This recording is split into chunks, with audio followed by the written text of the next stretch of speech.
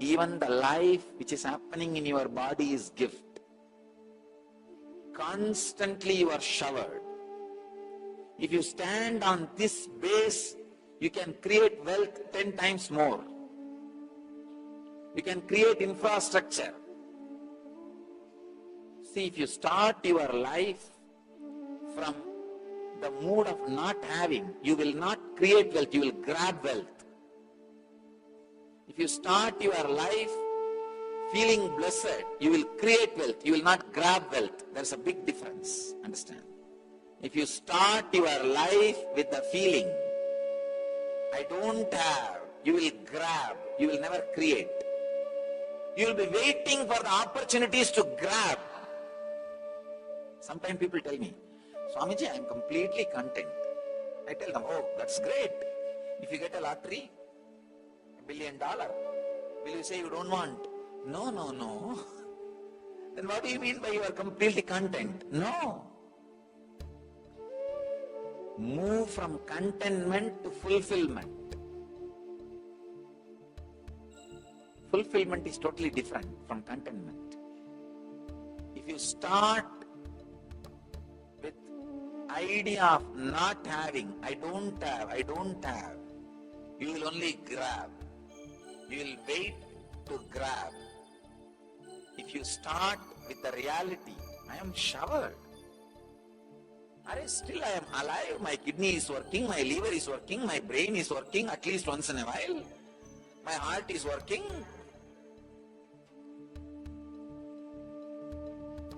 My lungs are working. So many things in our system is working. I am still feeling I am alive. Millions of possibilities open the moment you feel that you are alive. See, like the moment you are out of this door, the millions of stars are seen. The millions of possibilities are opening up. Same way, the moment you feel you are alive, the millions of possibilities are opening. The door for the millions of possibility is the first experience. I am alive.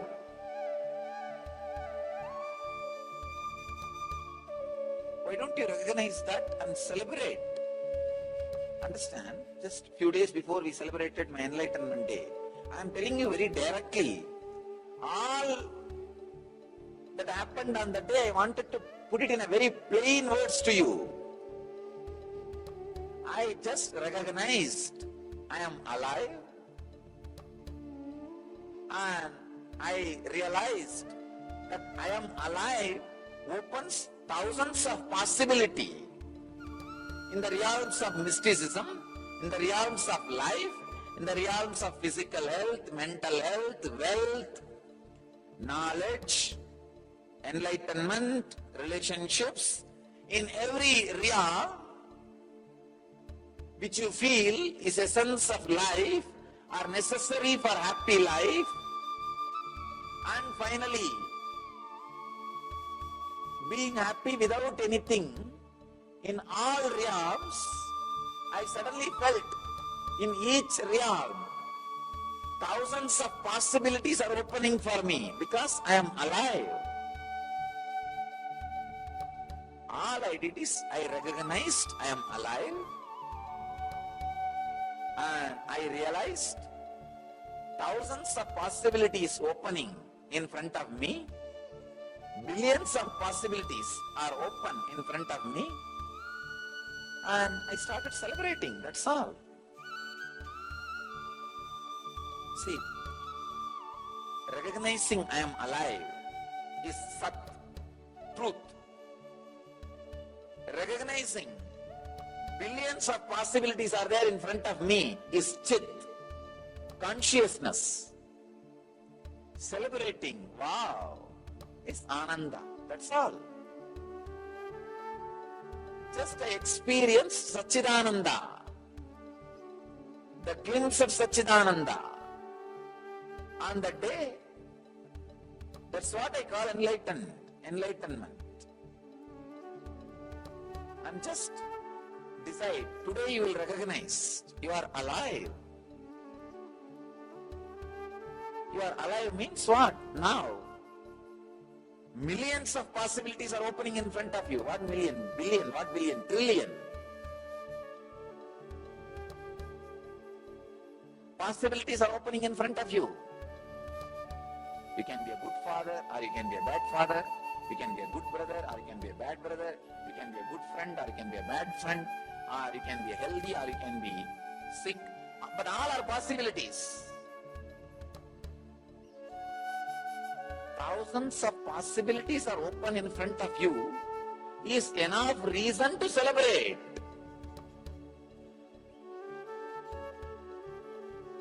Understand? When you realize trillions of possibilities are open in front of you, you will become desireless. Please understand, I am cracking an important nut which keeps ignorance alive in you. I am cracking the head of the ignorance.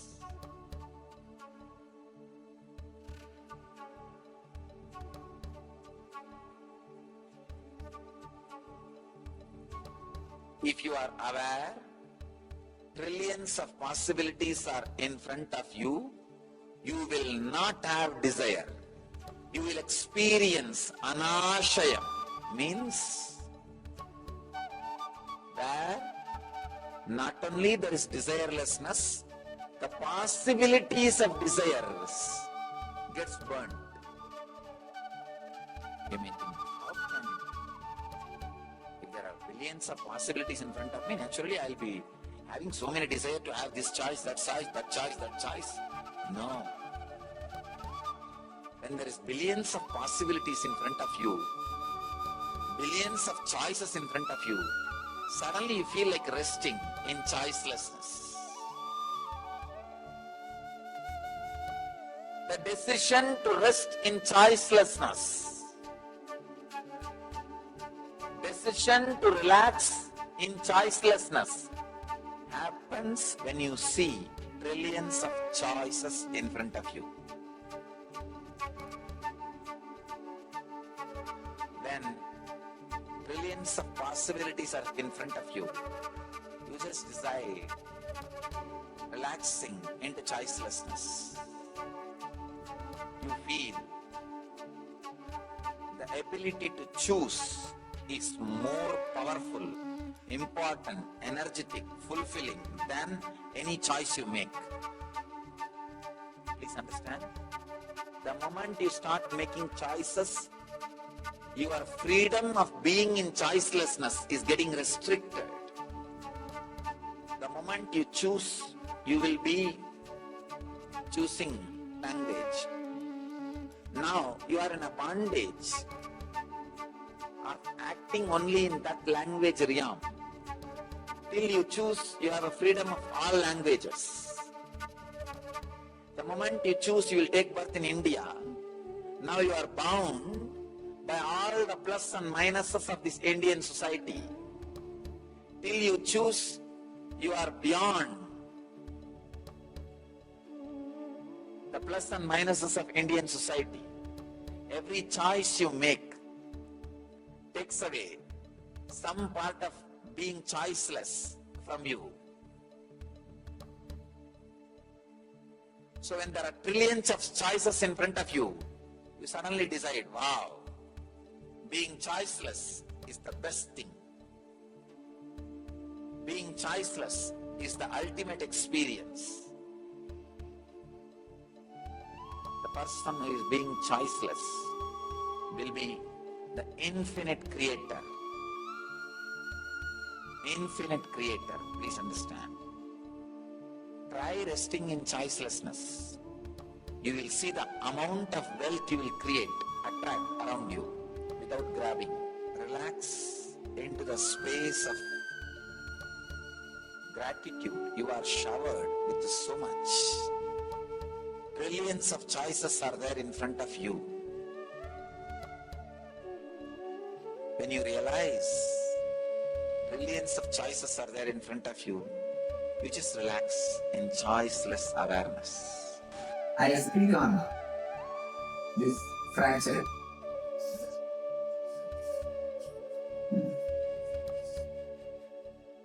And the lesson to be learned from this whole thing.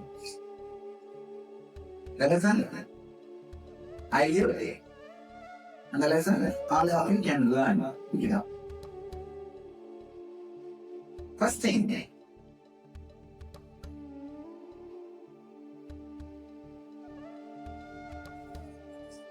first question everybody asks, why did Swami get into the house? What is the reason? See, life is not supposed to be just you wake up from the same bed and you walk through the same floor and you get into the same vehicle and you just go to the same office, come back and lie down on the same bed. Life keeps learning. So I also thought, why not pick up cars, riding? And after this horse riding, swimming, all these things are inside of my mind. Just see you, I very free come up. So I thought, why not try? That's the reason I tried. I think that's going well. Every day it was going well. Every day I was going around the ashram and hours. Morning and evening. I think that day, listening to music, loud music, and all the ashramites have started cheering. So I got really excited. Nothing else, that's all. And the moment I felt it, first thing I thought is, these fellows should not stop at all the brahmacharis ashrams are around me. They should not stop. The first thing I told is, I am okay, don't worry. I am okay, don't worry. That's what I told first thing. And after I got it, I saw the fractured hand. And I told him, maybe that's a fracture. Let's go to the hospital. And do what used to be done. First we went to 7 o'clock. 2:30 only they did the surgery. Till then no pain, till then no anesthesia, no pain. No painkiller, no anesthesia, no pain. It is a compounded 2 fracture, bones are on piece. And doctors are shocked, surprised. They are again and again saying, what do you mean by no pain, Swamiji? I said, I don't know. Actually, the fracture did not do any problem to my body. Now the little bit of sickness I had is the medicines these fellows infused into my body. This antibiotic and all the anesthesia, everything they infused into the body. That is the reason I had a little cough, flu and all of that. Otherwise, the original fracture did not do anything. There was no suffering, there was no pain.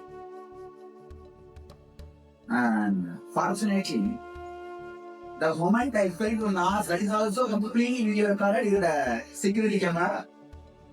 And the whole, how I was taken to the hospital, the whole thing is video recorded. And surgery is also video recorded. They are saying impossible. The doctors are saying it must be excruciating pain for me because the whole came out of skin. Bonus made a hole in the skin. There was bleeding. And some 3 more pieces it became. 2 fractures and 3 more pieces. And then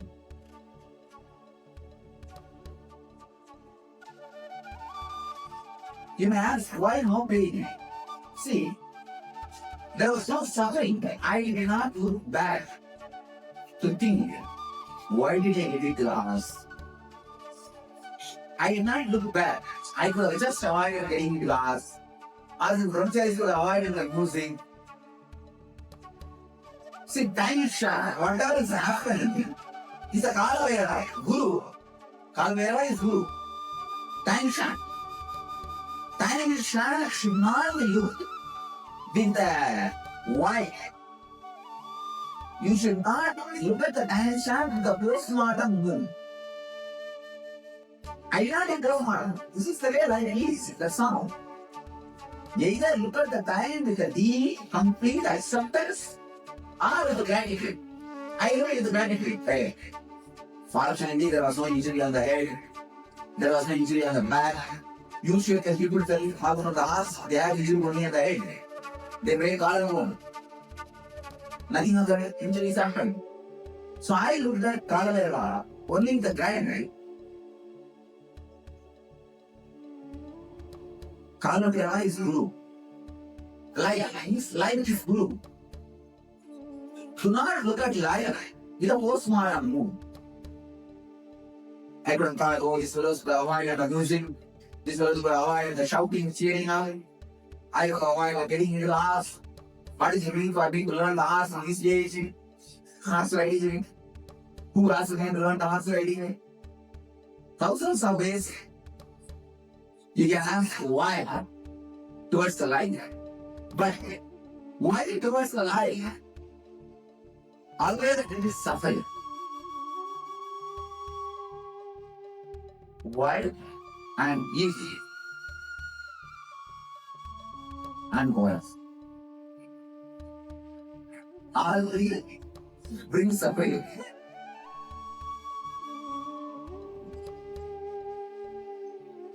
The why does not give any answers. It just brings you more and more suffering. So I always tell you, look at the life. Look at Kalavera. Kalavera is time shot. Whatever is happening.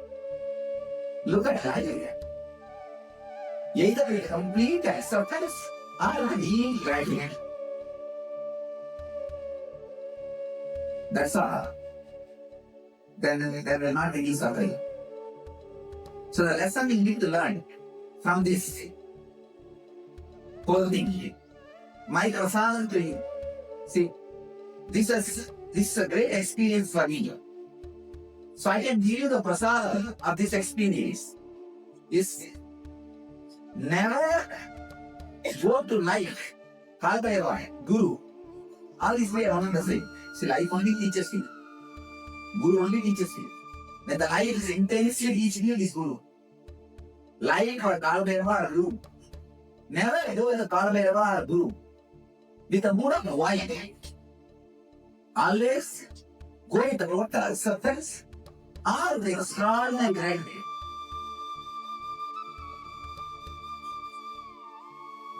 Not only that, I will show you now, miraculously how you. In 2-3 days, the whole thing gets healed. Completely the whole thing gets healed. I'll show you. And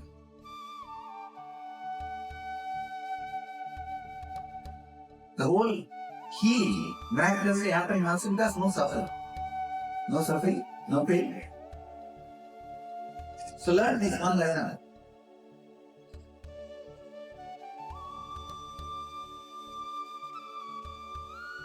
Come on. Sit with this one idea for a few minutes. Letting your thoughts lie with a deep gratitude. Our full acceptance. No way to lie. Your thoughts and emotions can alter your DNA. I have some of the beautiful Shastra Pramanas. Of course, modern day Shastra Pramanas by some of the scientists. Scientist Daniel Winter and his heart coherence team found proof that human emotions can reprogram your DNA and shape your immune system.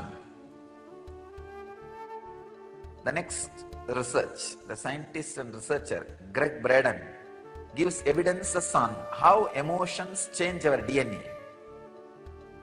Number 1, in case of gratitude, love and appreciation, DNA responded by relaxing and length become longer. Just simple feeling love. There is another one, truth. The balancedexistence.com, this is the another one website which works which gives information on this DNA science. Scientists experimented the change in emotions changes the shape of DNA They infer that emotions change our physical DNA, and when we change, the world around us changes. Please understand. Oh God. Emotions change our physical DNA, and when we change, the world around us changes.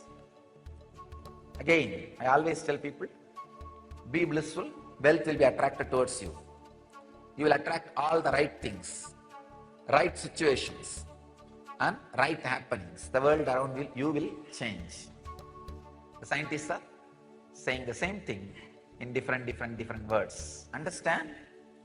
If you are suffering with diabetes, the imbalance of samana, you are suffering with the desires and thoughts which are not going to bring fulfillment to you. I can connect every emotion, every thing to the major diseases people suffer.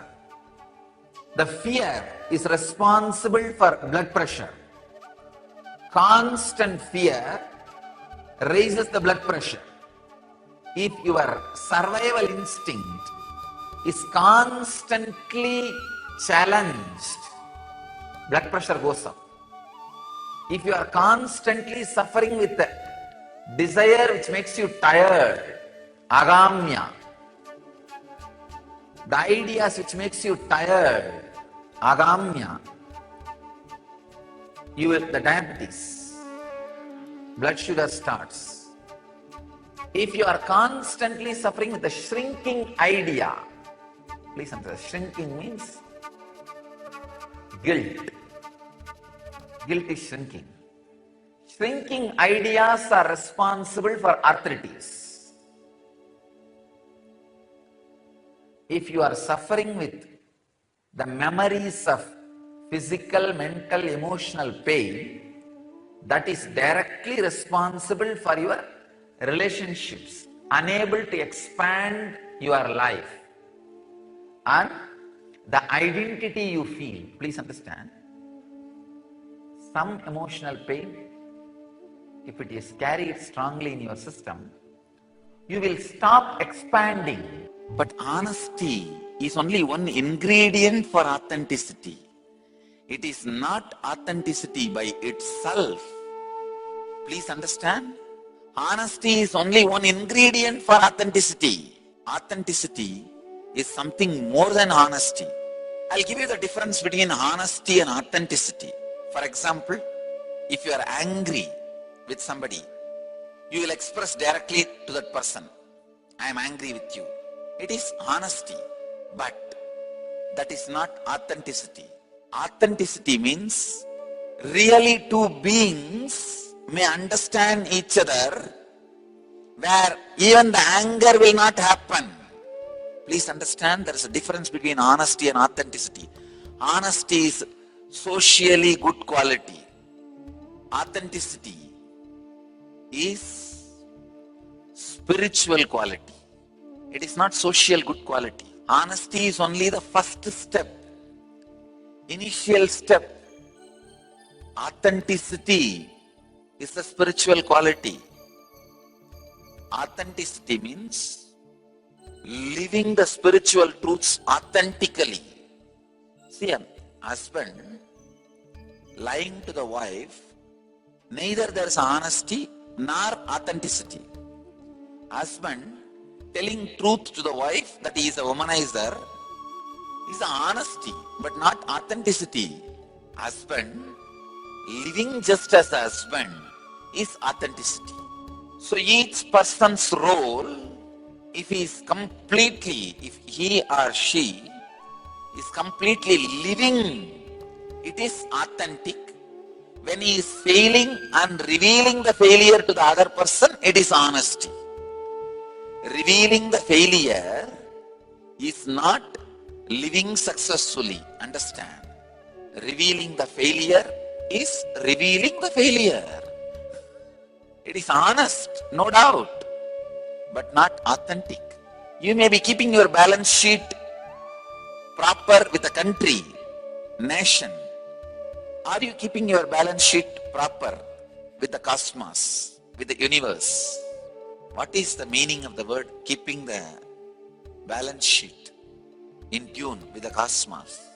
Means just remembering continuously you are not qualified for anything. Everything is showered on you. Please understand. Remembering everything is a gift given to you by the cosmos in your life is what I mean by keeping your balance sheet straight with the cosmos. You don't need to pay anything back. The attitude, everything is a gift to you, is keeping the balance sheet authentic with the cosmos. You do not know. Gratitude is such a powerful ingredient. The moment you add that, honesty becomes authenticity. I have seen people many times mistake honesty into authenticity. No, honesty is not authenticity. Honesty is more like a hot love. Authenticity is like a cool stream. Understand? Honesty will always be demanding. I am honest, you be honest. Authenticity will be always flowing. I am flowing, I don't bother about you. Authenticity fills you and others. Honesty burns others and you. Many times I have seen the people who are honest, within few days or few weeks or few months, they will torture and kill the other person in the name of honesty. God, honesty is a foolish substitute to authenticity. Gratitude is prayer.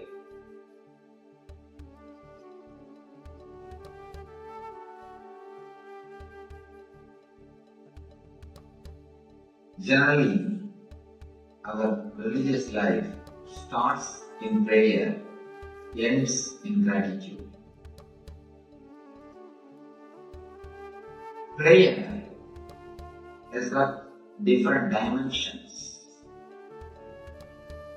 It gets matured as you get matured. Prayer is the bridge towards divinity. Prayer is the bridge towards your higher consciousness. Prayer is the bridge to take you beyond the sufferings of the black death.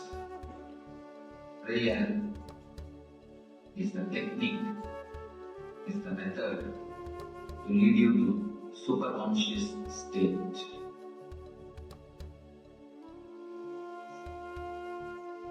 Let us understand the various dimensions of prayer step by step. One thing, prayer has got different forms. Nothing is higher, nothing is lower. Whatever way you can start, you can start. But naturally, you will be growing towards the higher level of consciousness. First thing, in the physical level, prayer starts in the physical level. Going to the temple, praying to God, praying to the murtis of gods and goddesses, and doing some puja, doing some havan. First, physical thing. Prayer should be started in physical way. First, prayer starts in the level of physical worship. Then next, it goes to the level of verbal worship. You chant the stotras, you chant the mantras, you do the nama japa, chanting by words, you worship the divine, you pray. Now you come to a little higher level. First puja, then japa, stotra, repetition of the God's mantra. All these things are verbal prayer. Verbal prayer plays a major role in keeping the mind in higher form, in the higher level. The remembrance of some sacred syllable, continuous repetition with awareness, that's the important thing. Without awareness, repeating will become an unconscious habit. Please don't do that. The more your mind is filled with some sacred syllable, sacred words, the more your inner chattering will be cleansed.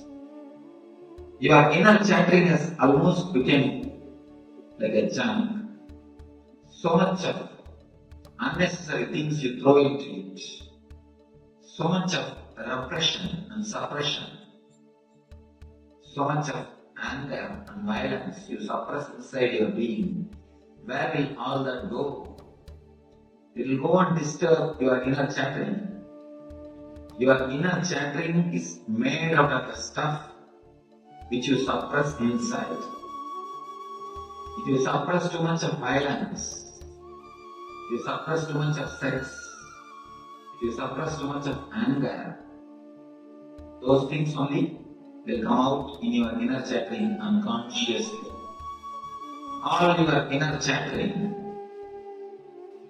is made of the same stuff which you suppress inside. What you put inside, that only will come out naturally.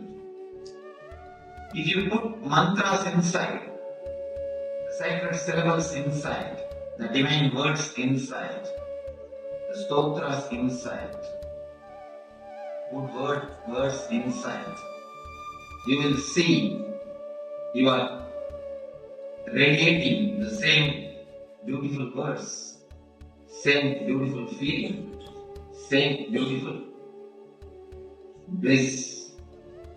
The more you chant the right words, less you will be chanting the wrong words. Second is the verbal prayer. Third is important thing, mental prayer. When prayer reaches the third dimension, it becomes mental. First it is physical, second verbal, third mental. In mental level, it is called as meditation. In physical level, it is called worship or puja. In the verbal level, it is called japa. In the mental level, it is called meditation, dhyana.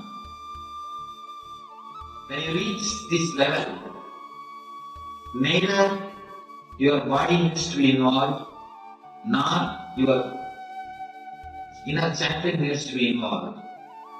Just your being will start relating. In japa, it is a communication. In dhyana, it is a communion. In prayer, it is communication between you and God. In meditation, it is a communion with you and God. You start experiencing the taste of divine. You start experiencing the glimpse of divine. You start experiencing the glimpse of bliss. Important thing, as long as you do puja or japa, you and God are different. The moment you enter into jhana, you start realizing godliness in you. You start experiencing the divine in you. You start getting the glimpse of what you worshipped all these years. The unique communion starts between you and you. It is not even between you and God. Because God becomes part of your being, you become part of Him. Drop merges into the ocean. Ocean merges into the drop. You start experiencing the glimpse. You start feeling you are the part of the whole.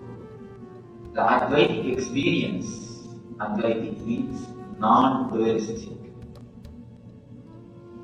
A feeling of oneness starts happening inside your being. A different kind of experience. As long as you do the japa, you are worshipping. The moment you enter into jhana, you merge with the object which you worshipped. With that, you become one. You start experiencing the consciousness. The final step comes, the whole thing, where neither you nor the God exists. Both disappear into one experience. That is what I call gratitude. The beginning, the physical level, you worship. This is puja, worship. In the verbal level, you chant, japa. This is what I call repetition of the names. In the mental level, you meditate, you experience the divine in you. That is what I call jnana. And in the spiritual level, the fourth level, spiritual level, you experience not only the oneness, even the idea of oneness disappears. There is only one thing remains, gratitude. Towards whom? Towards nobody, just gratitude. Not even addressed to somebody. As long as the gratitude is addressed to somebody, there is two persons. Person who gives, person who receives. But at the ultimate level, it is not even addressed to somebody. It just overflows. Energy expresses itself in the form of gratitude. Energy expresses itself in the form of bliss. Deep feeling of fulfillment. That is what we call samadhi. Samadhi means the being, after getting totally fulfilled, expresses itself in the form of energy.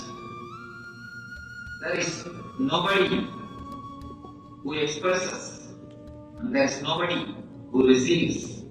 Just experience. In this level, the experiencer and the experienced merges into experience. In that moment, only one thing exists, that is simply experience. Neither experiencer nor the experienced. Both merges into one being. That is what we call experience. You feel so much, life is showering on you. You feel it is too much. I can't tolerate anymore. It is so much of joy, so much of ecstasy. You start losing your identity. You start losing your boundary. You can have identity as long as you have a trace of suffering.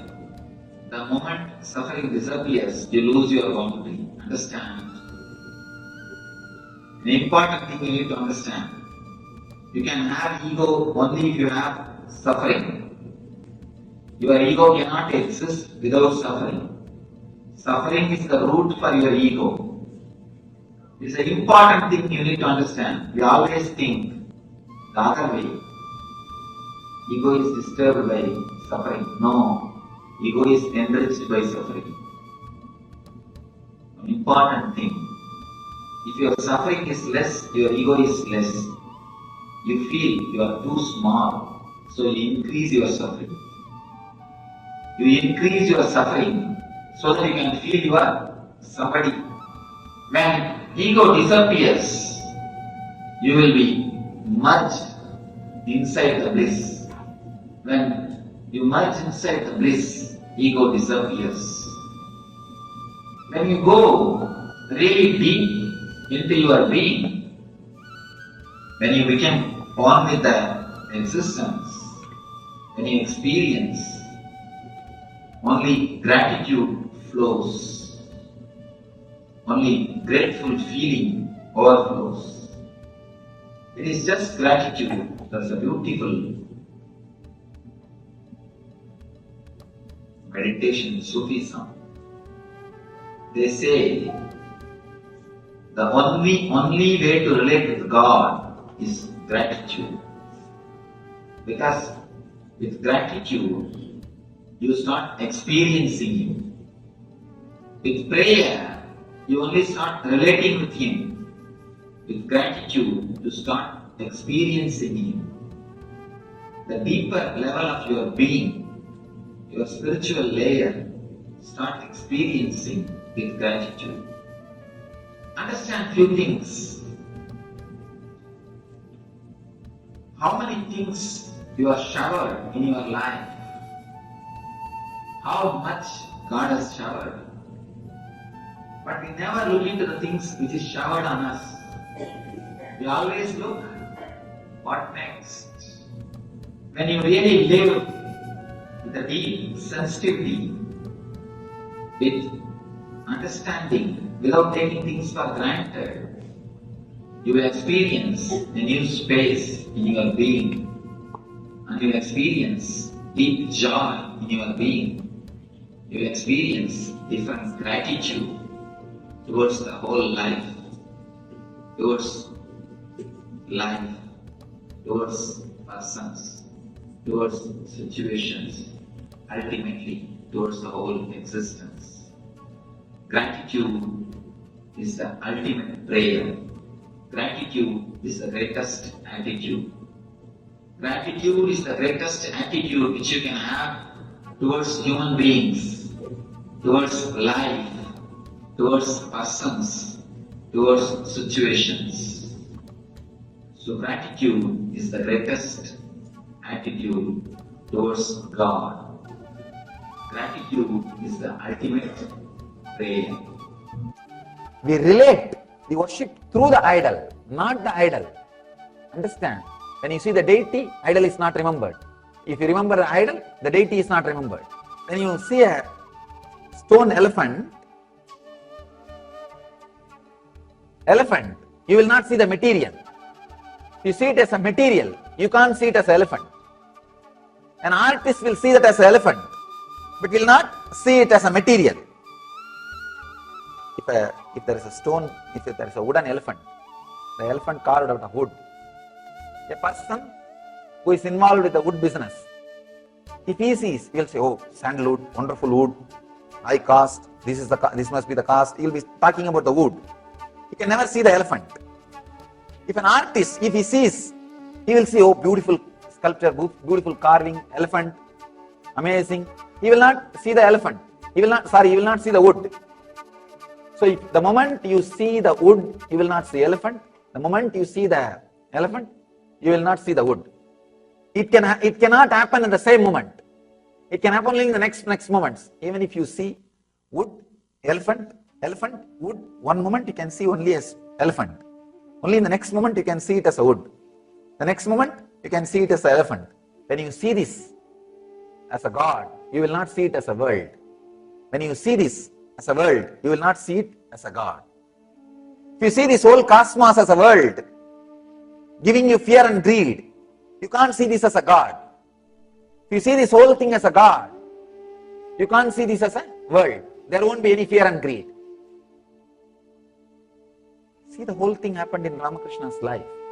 Just an ordinary deity, statue. He started seeing it as a God. He was never able to see it as a stone.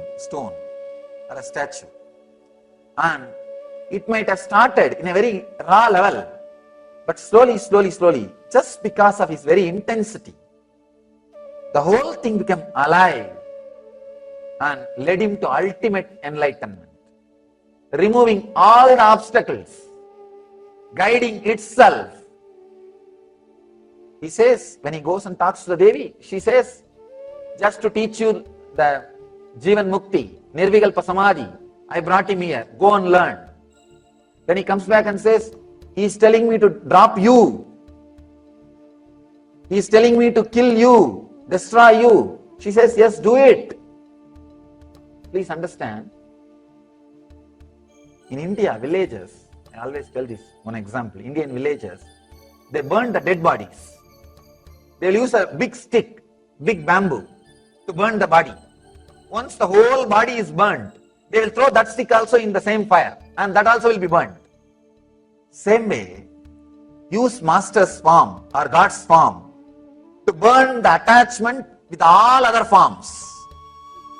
When all other forms attachment is dropped, this form is intelligent enough to disappear by itself or guide you to beyond the formlessness. The master's form or the God's form is intelligent enough to lead you to beyond all the forms and lead you to very form itself. So Kali says, yes, go beyond my form, cut the form. And I can say that is the moment of ultimate gratitude. Ultimate gratitude. He has liberated you from everything and liberates you from himself also. Liberates you from himself also. Then suddenly you will see his form will not be there anymore in your inner space, but you know he is there. He is there. He is there. Intensely present. Intensely present. As long as you feel connected with the form, sometime you will see he is present, sometime you will see he is absent. And you will struggle to feel connected, maintain that feeling connection continuously. You will struggle to feel the connection continuously. When you are able to feel connected to him beyond his form, you are liberated even from that form.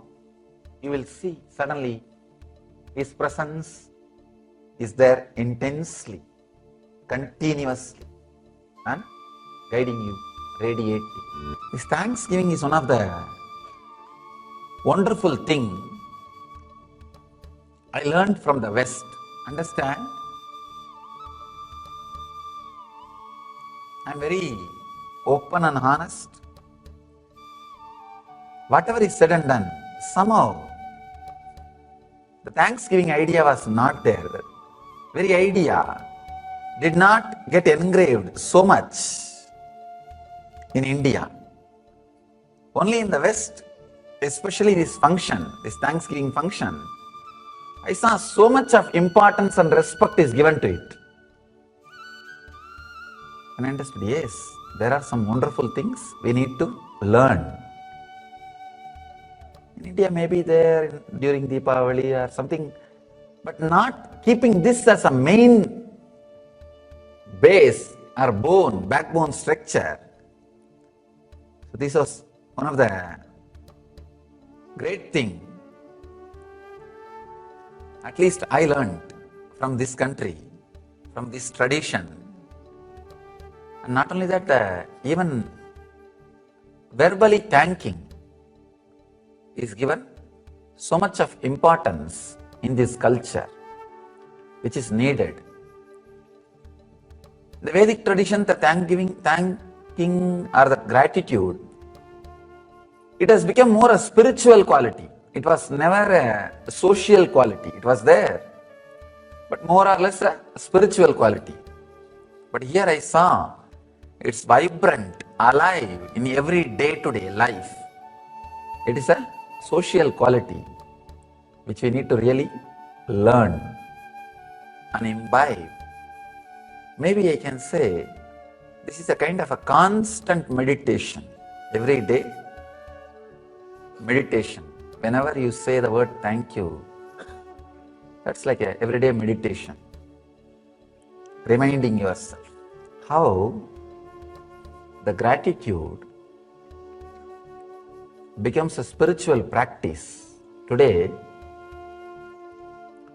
very funny but a very mystical incident. Today, Pradosha Puja was there. Means before the discourse, around 5:30, the puja for Nandi. Today is the day Mahadeva gave Shivasutras to Devi. Pradosham is the day Mahadeva spoke these teachings, these sutras to Devi. Today I went and sat there, and after the puja, the archana started. I was in such a deep silence and samadhi. The archana was going on.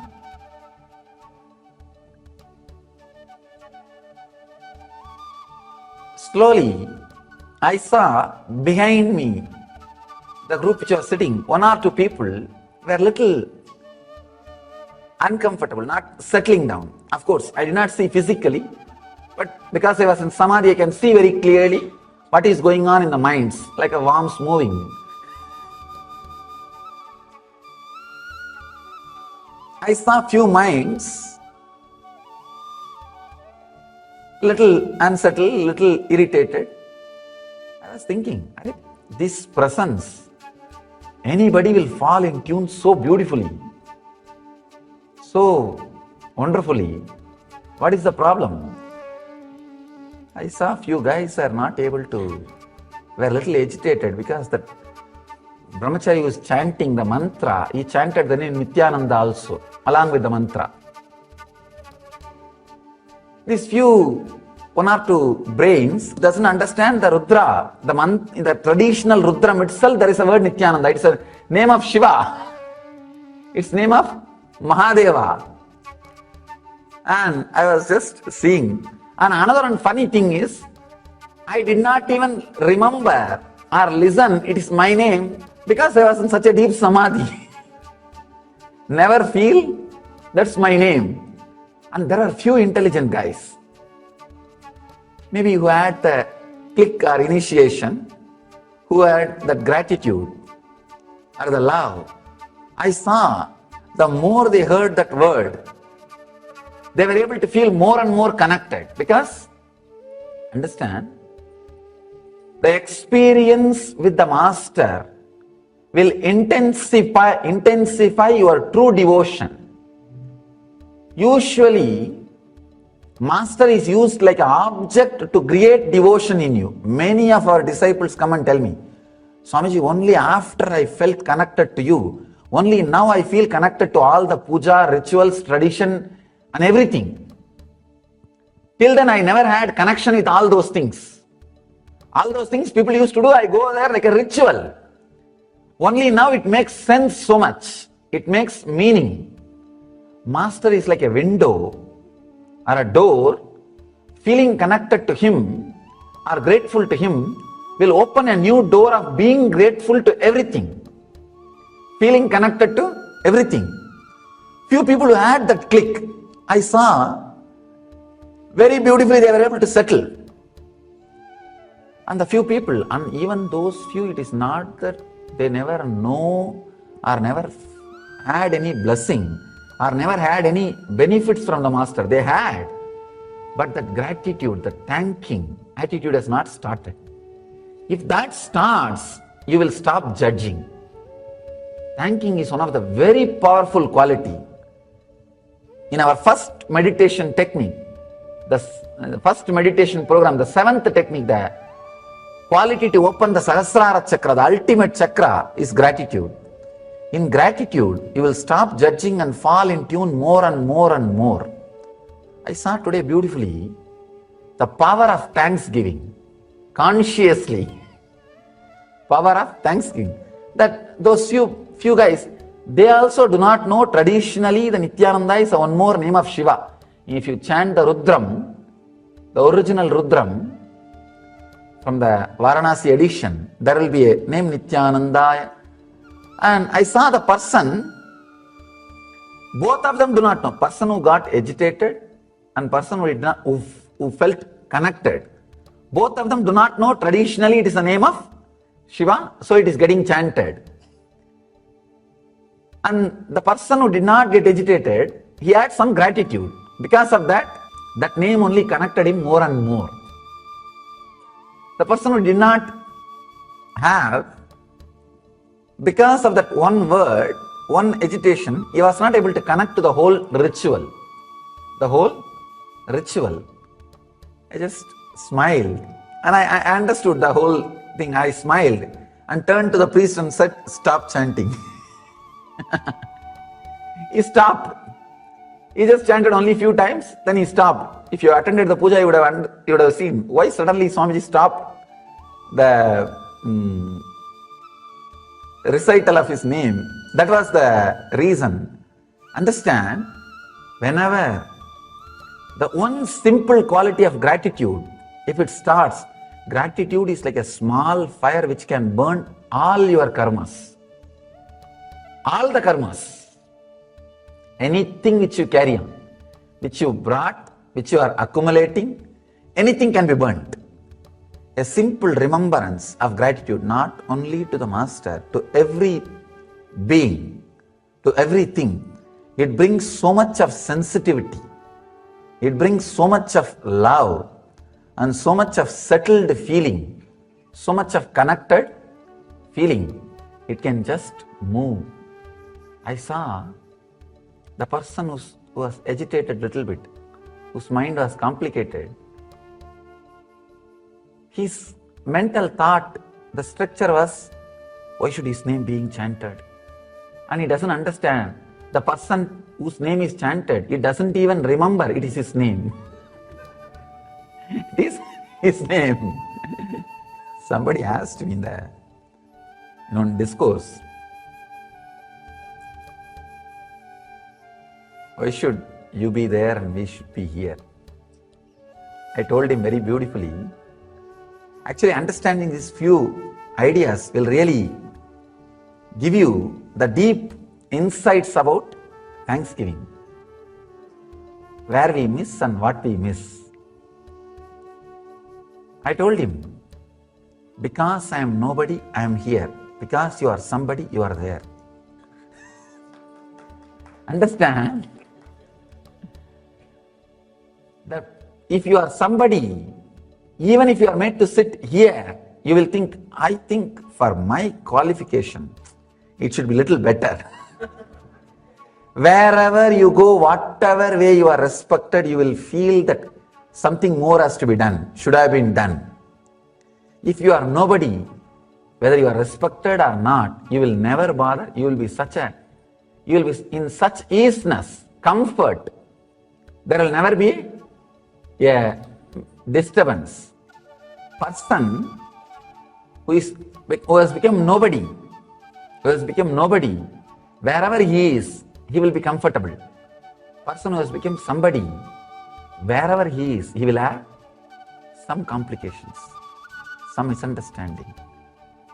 The gratitude will make you as nobody. You will be a flowing energy. You will be just flowing energy. I have seen that flowing energy in the poems of Sufi mystics. Sufism is completely the tradition based on the gratitude. And the way in which they flow, it was such a wonderful flow. It was such a gratitude-based tradition.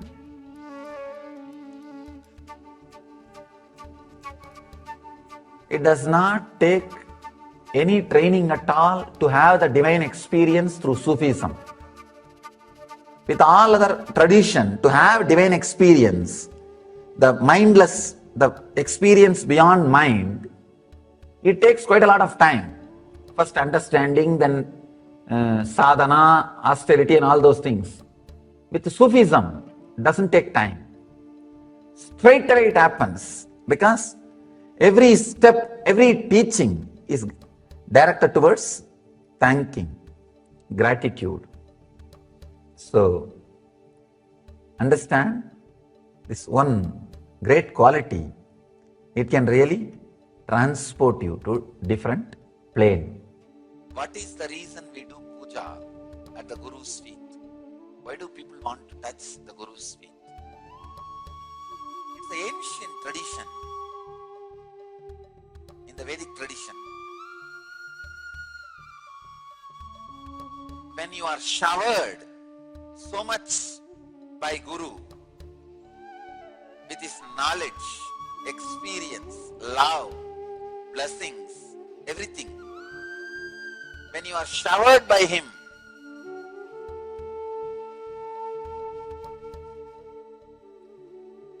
overflowing gratitude, you don't know what to do. So you offer whatever you have at his feet. That is the way the tradition of Guru Puja started. The Vedic tradition. This is the oldest ritual. Please understand. Oldest sacred ritual is Guru Puja. The moment the first disciple was excited, Parvati, Adi Shakti is the first disciple. The moment she was excited with the experience of Shiva, experience given by Mahadeva, Shiva, in that extraordinary gratitude, she fell at Mahadeva's feet and offered whatever she had at his feet. So the first ritual, Guru Puja, started. The first initiation is Shiva Sutra. The first sacred ritual is Guru Puja.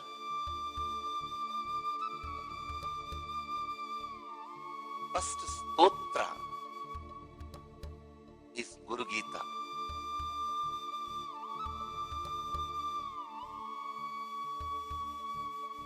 The overflowing gratitude, you pour yourself at the feet of the Master. And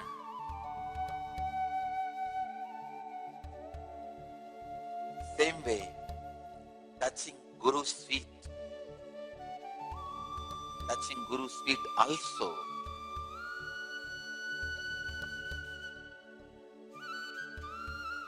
in the ecstasy, you always feel like offering yourself at his feet.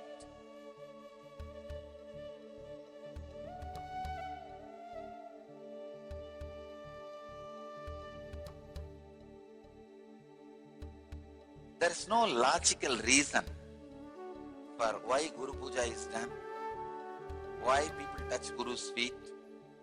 It is emotional feeling connection. For some people, it looks like, why should I do it? For some people, it is life. They can't live without it.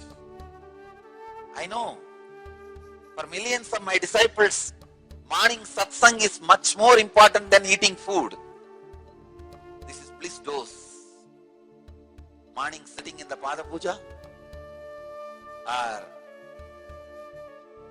the morning satsang is a powerful bliss dose. Life is life itself.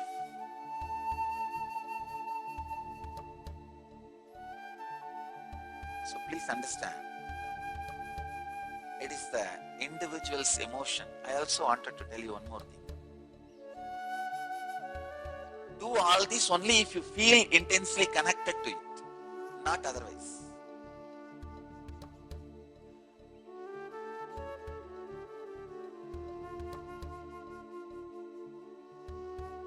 It should not be done as a ritual. See, as far as yoga is concerned, whether you want it or not, it has to be done. Because you are working in body. But when the Guru Puja comes, it is in your mind. Your mind itself should feel it. Out of ecstasy and joy, you should be pouring it.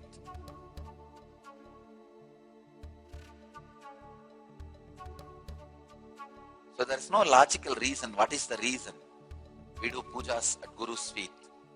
Why do people want to touch the Guru's feet? There is no logical reason. Just